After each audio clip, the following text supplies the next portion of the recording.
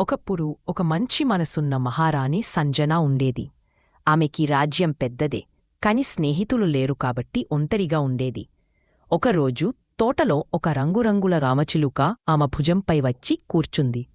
మహారాణి అడిగింది, "నువ్వెవరు, చిన్న రామచిలుక?"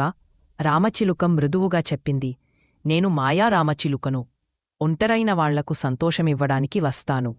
మహారాణి ఆశ్చర్యపోయింది. "అంతే నువ్వు నాకోసం వచ్చావా?" రామచిలుక నవ్వుతూ చెప్పింది, "అవును, నీ మనసు మంచిది. ఒక చిన్న రహస్యం చెబుతాను. నీ చిరునవ్వే అసలు మాయ. నువ్వు ఒకరితో ప్రేమగా మాట్లాడితే వాళ్లు నీ స్నేహితులు అవుతారు."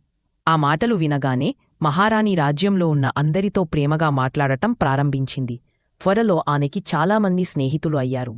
మాయారామచిలుక తిరిగి వచ్చి చెప్పింది, "చూసావు కదా, మంచి మనసే నిజమైన మాయ." మహారాణి చిరునవ్వుతో రామచిలుక్కి ధన్యవాదాలు